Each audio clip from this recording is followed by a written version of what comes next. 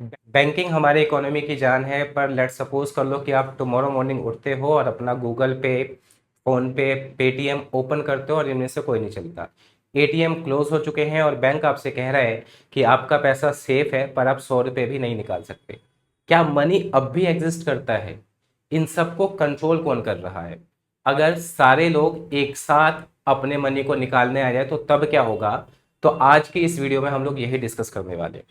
तो अगर मैं आपसे पूछूं, सीधा पूछता हूं कि आप लोग मुझे बताओ, क्या पोस्ट ऑफिस बैंक है? क्या पोस्ट ऑफिस बैंक है? कमेंट बॉक्स में बता दो। तो देखिए, बैंक क्या होता है, हम इस बात को समझ लेते हैं। आप में से हो सकता है कईयों का आंसर ये हो कि हाँ सर, पोस्ट ऑफिस बैंक होता है, बट पोस्ट ऑफिस बैंक नहीं होता है। देखिए, बैंक बनने के लिए क्या हमें किस चीज की नीड है? तो बैंक बनने के लिए accept deposit,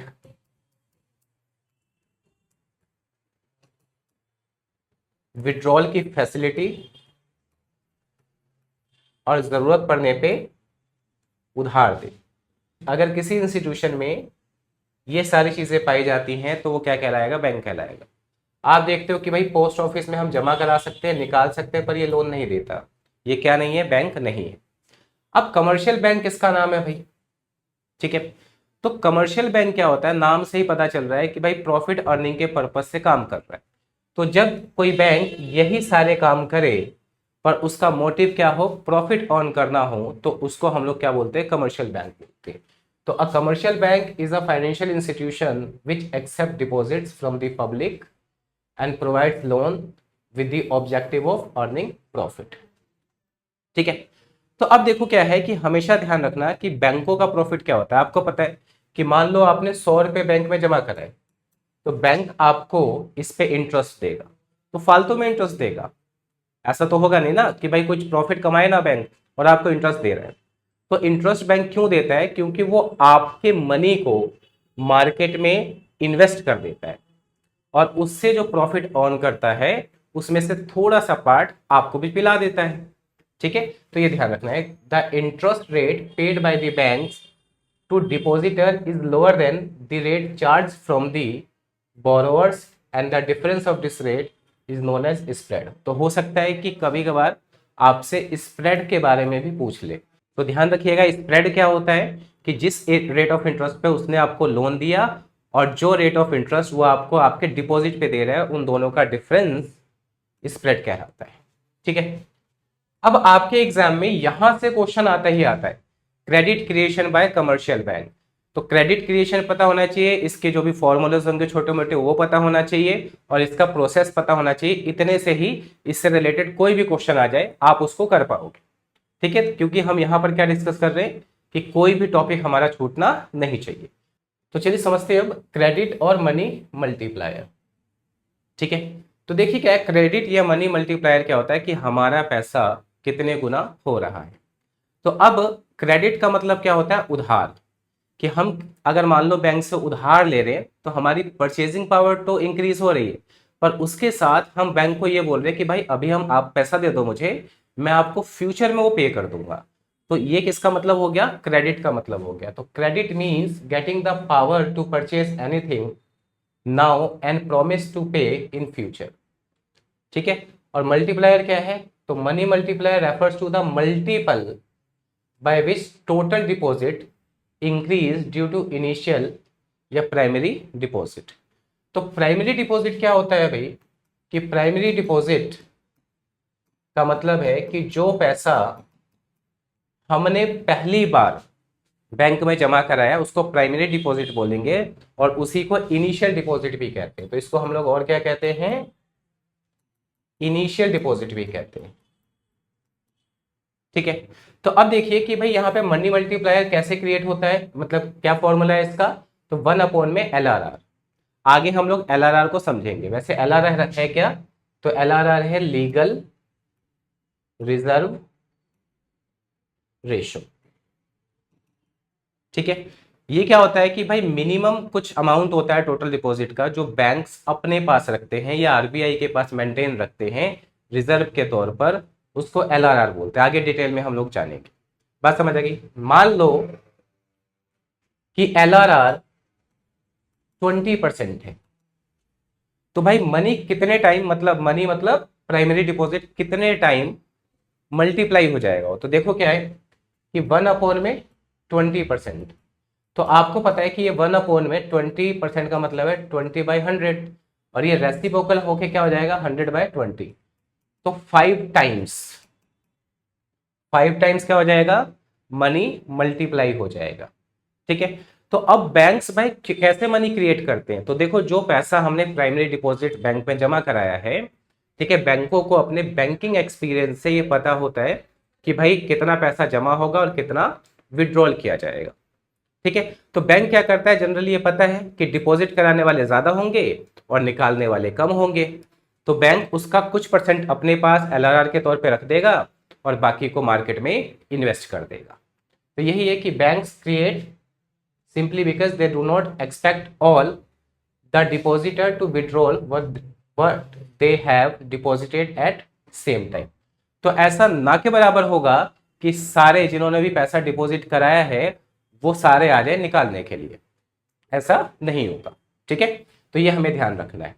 when the banks lend to any person, अब मान लो बैंक ने एक पर्सन को लोन दिया, तो भाई लोन कभी भी बैंक कैश में नहीं देता, तो उस पर्सन के अकाउंट में जाएगा। वो मान लो बैंक ने चेक दिया, वो पर्सन जाके उस चेक को अपने अकाउंट में जमा कराएगा, तो पैसा एक बैंक से उसके अकाउंट में ट्रांसफर हो गया, तो पैसा बैंक के ही पास गया। अब बैंक फिर वही चीज करेगा। ठीक है।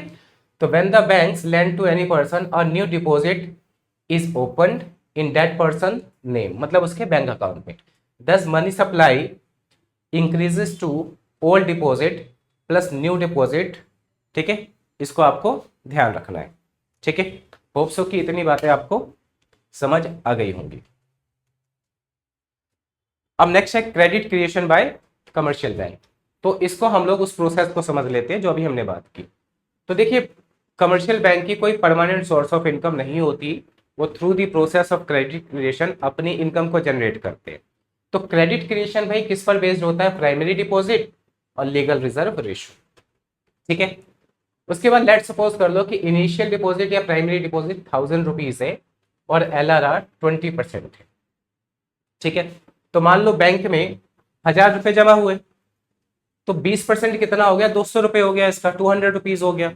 तो 200 बैंक अपने पास रखेगा, ठीक है, और 800 जो उधार लेने वाले हैं उनको उधार दे देगा। अब जो जिसने उधार लिया है वो 800 रुपए को क्या करेगा, स्पेंड करेगा। ठीक है। और जिसके पास 800 रुपए जाएंगे वो उसे अपने बैंक में जमा कराएगा। ठीक है। तो एक नया डिपॉजिट क्रिएट हुआ कितने का, 800 रुपीज का। अब बैंक सेम करेगा 20%, मतलब 160, यहाँ करोड़ काट देना, 160 रुपीज अपने पास एलआर के तौर पर रखेगा और 640 रुपीज लोन दे देगा। तो ये प्रोसेस चलता रहेगा। ठीक है।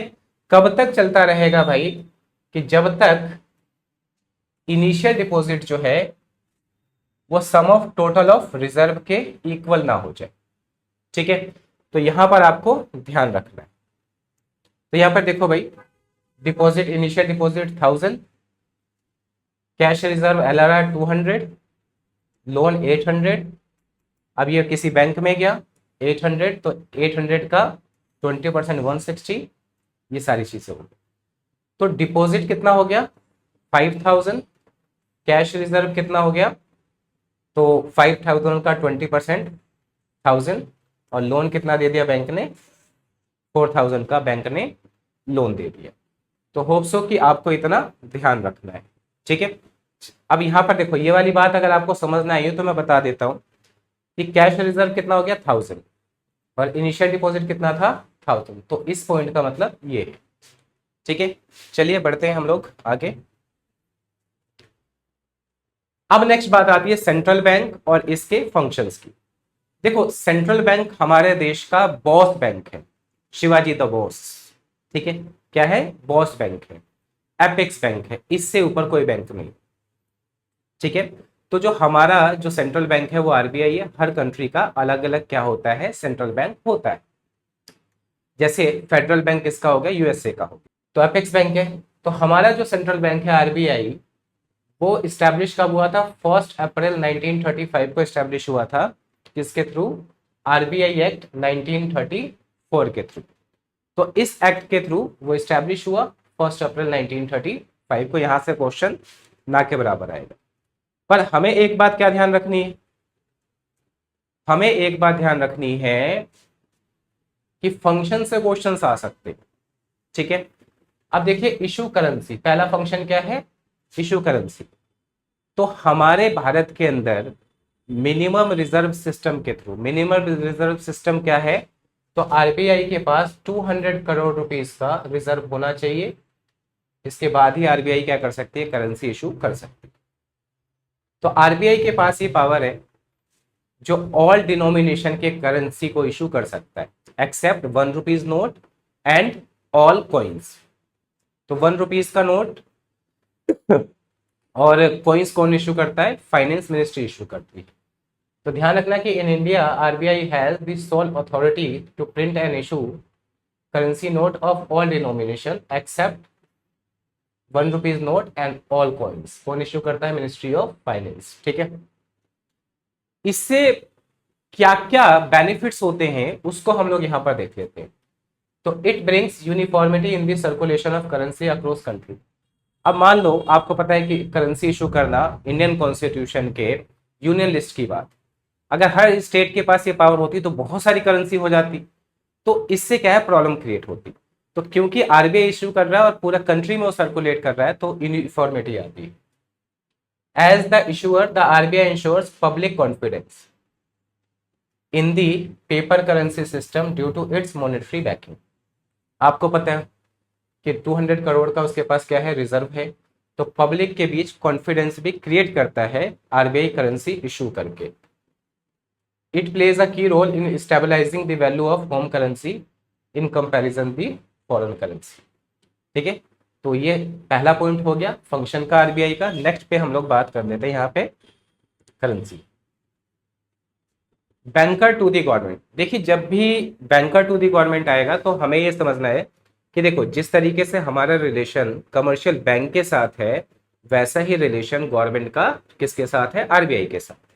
तो आरबीआई गवर्नमेंट के बैंकर के तौर पर, एजेंट के तौर पर और फाइनेंशियल एडवाइजर के तौर पर काम करती है, ठीक है। आज थोड़ी सी तबीयत ढीली है। तो central bank carries out every banking business of the government. किसी भी टाइप का बिजनेस हो किसका, गवर्नमेंट का, कौन कैरी करता है, आरबीआई कैरी करता है। तो यहां पर आप देख सकते हो ये सारी चीजें हैं कि भाई आरबीआई ने 2.87 लाख करोड़ रुपए गवर्नमेंट को ट्रांसफर कर दिए। तो क्यों ऐसा हो रहा है, तो आरबीआई बैंकर के तौर पर काम करती है। तो भाई यहां समझते हैं कि बैंकिंग एक्टिविटीज कौन कर रही है, आरबीआई कर रही है। The government keeps cash balance in current account with the central bank. तो आरबीआई में सिर्फ कौन अकाउंट खोल सकता है, गवर्नमेंट का अकाउंट है भाई, और किसी का अकाउंट नहीं है। तो गवर्नमेंट की तरफ से ये मनी एक्सेप्ट करता है, गवर्नमेंट की तरफ से पेमेंट करता है, ये ध्यान रखना है। It carries out exchange remittances and other banking operations for the government. कि रेमिटेंसेस का मतलब है कि मान लो गवर्नमेंट को बाहर से कोई पैसा मिला वो। It provides short term loans and advances to government when needed. तो ये क्या हो गया, बैंकर के तौर पर काम हो गया। अब अगर एजेंट की बात करें तो एजेंट का मतलब क्या हो गया कि एक तरीके से अपने मालिक के तौर पर, मालिक के बिहाफ पर उसकी हेल्प कर रहा है, उसका काम कर रहा है। तो it manages the public debt of the country. कि आरबीआई क्या है, गवर्नमेंट की तरफ से पब्लिक डेट को मैनेज करती है। आरबीआई बाय और सेल करती है गवर्नमेंट सिक्योरिटीज को, ठीक है, किसकी तरफ से, गवर्नमेंट की तरफ से। फाइनेंशियल एडवाइजर की अगर हम लोग बात करें तो फाइनेंशियल मैटर्स पर गवर्नमेंट को एडवाइस करती है। आरबीआई ने एडवाइस किया इंटरनली कि भाई जनधन जैसे अकाउंट खुलने चाहिए। जनधन जैसे अकाउंट गवर्नमेंट के बैंक्स के थ्रू ही, मतलब आरबीआई के जितने भी नेशनलाइज्ड बैंक है उसके थ्रू पब्लिक का क्या खुला, बैंक अकाउंट खुला। तो it advises the government on financial matters related to the economy such as deficient financing, devaluation, trade policy, foreign exchange. तो ये सब कुछ टॉपिक जो है आपको डिटेल में पढ़ना है, तो यहाँ मैं ज़्यादा डिस्क्राइब नहीं करूँगा, ठीक है। डीवैल्यूएशन आपको पता है कि जब हमारी करेंसी की वैल्यू कम हो जाए और मान लो गवर्नमेंट जानबूझकर जब क्या कर दे, कम कर दे, तो उसको डीवैल्यूएशन बोलते हैं। ट्रेड पॉलिसी, फॉरेन एक्सचेंज, ये सब के लिए आरबीआई काम करती है गवर्नमेंट के बिहाफ पर। तो होप सो कि ये सारी बातें आपको बिल्कुल क्लियर हो गई होंगी। और हमारे स्टडी नोट्स के लिए, फ्री स्टडी नोट्स के लिए टेलीग्राम चैनल को ज्वाइन कर सकते हो, जो नीचे डिस्क्रिप्शन में है। नेक्स्ट फंक्शन है बैंकर्स बैंक एंड सुपरवाइजर। ठीक है, तो अब देखो क्या है कि जितने भी हमारे यहाँ पर बैंक्स हैं उन सबको कंट्रोल कौन करता है? आरबीआई करता है। ठीक है, उनको सुपरवाइज कौन करता है? आरबीआई करता है। ठीक है, उनको जरूरत पड़ने पे लोन कौन देता है? आरबीआई देता है। एक बैंक में मान लो हमने चेक जमा कराया, ठीक है, और मान लो चेक किसी और बैंक का था, तो वहां से हमारे अकाउंट में पैसा कौन जमा ट्रांसफर करवाता है? आरबीआई पैसा जमा कराता है, मतलब ट्रांसफर करवाता है। तो देखिए क्या है, as bankers bank to safeguard the interest of account holder, it is mandatory for all commercial banks to keep a certain percentage of their deposits with the central bank। एक कहानी सुनाता हूं आप लोगों को। देखो मान लो कि 100 रुपए बैंक में जमा हुए, ठीक है, और बैंक ने 100 रुपए ही लोन दे दिया। अब बैंक के पास कुछ नहीं बचा, लोग पैसा निकालने आ गए, तो उस केस में लोगों को पैसा तो मिलेगा नहीं, और बैंक से जिसने लोन लिया 100 रुपए का वो पैसा दे ही ना, तो बैंक तो दिवालिया हो जाएगा, बैंकरप्ट हो जाएगा। तो इस केस में क्या होता है कि आरबीआई के पास बैंकों को अपने टोटल डिपॉजिट का कुछ परसेंट कैश के तौर पर जमा कराना होता है, जिसे सीआरआर बोलते हैं। आगे हम लोग उसको पढ़ेंगे। ठीक है, तो वो इसीलिए है कि भाई सेफ्टी बनी रहे, ठीक है, कि सारा पैसा बैंक जो है वो लोन ना देते। Central bank act as a lender of last resort. इसका मतलब यह है कि भाई बैंकों को जब कहीं से लोन नहीं मिल रहा होता तो बैंकों को लोन कौन देता है? सेंट्रल बैंक देता है। किस बिहाफ पर? अभी सीआरआर की बात की, उस बिहाफ पर देता है। तो central bank act as a great source of strength to banking system as banks can avail loans from central bank in case of shortage of fund. ठीक है, central bank act as a clearing house for commercial bank. इसको समझते हैं। जैसे मान लो आपके पास एक check है जो आईसीआईसीआई बैंक का है, किसी ने आपको दिया है उसका बैंक अकाउंट आईसीआईसीआई बैंक है, और आपका बैंक जो है वो एसबीआई है। आपने ये चेक जाकर अपने एसबीआई बैंक में जमा कराए, और एक दिन बाद या 2 दिन बाद आईसीआईसीआई बैंक के अकाउंट से पैसे निकालकर आपके बैंक अकाउंट में ट्रांसफर कौन करता है? तो आरबीआई करता है, सेंट्रल बैंक करता है। तो उसी को बोलते हैं clearing house for commercials bank. ठीक है, ये ध्यान रखिएगा। अगला है as a supervisor. Central bank supervise, regulate and control commercials bank through licence. Licence के थ्रू कोई भी बैंक एस्टैब्लिश हो सकता है। कोई बैंक अगर गलत एक्टिविटीज कर रही है तो उसके लाइसेंस को कैंसिल कर सकती है। उसके थ्रू आरबीआई जो है वो सुपरवाइज कर रही है किसको? कमर्शियल बैंक को। यहाँ पर आप देख रहे हो कि जितने भी पब्लिक सेक्टर बैंक्स थे उनको मर्ज कर दिया था, आपने सुना होगा ये सब। तो ये कौन कर रहा है? आरबीआई कर रहा है। यहां से ये जो टॉपिक है भाई, controller of credit and money supply, मैं आपको पहले ही बता दूं ये टॉपिक आपका एडीएएस वाले चैप्टर में काम आएगा। डेफिशिएंट डिमांड, एक्सेस डिमांड में ये काम आएगा। ठीक है, तो इसको बड़े अच्छे से समझना। तो क्रेडिट कंट्रोल या मनी सप्लाई को आरबीआई किसके थ्रू कंट्रोल करता है? मॉनेटरी पॉलिसी के थ्रू कंट्रोल करता है। ध्यान रखना, किसके थ्रू कंट्रोल करता है? मॉनेटरी पॉलिसी के थ्रू कंट्रोल। तो monetary policy RBI money supply या क्रेडिट कंट्रोल को करने के लिए बनाता है। तो इसके 2 पार्ट हैं, क्वांटिटेटिव मेजर जिसमें bank rate, repo rate, reverse repo rate, cash reserve ratio, statutory liquidity ratio, इन्हीं दोनों को क्या बोलते हैं? एलआरआर बोलते हैं, ओपन मार्केट ऑपरेशंस। और क्वालिटेटिव मेजर्स में क्या आएगा भाई? Marginal requirement, selective credit and moral suasion. ठीक है, तो इन पर हम लोग थोड़ी सी डिटेल में बात कर लेते हैं। ठीक है, काफी इंपॉर्टेंट है, मैं पहले ही बता रहा हूं, इससे जोड़कर क्वेश्चंस आपके एग्जाम्स में आ सकते हैं।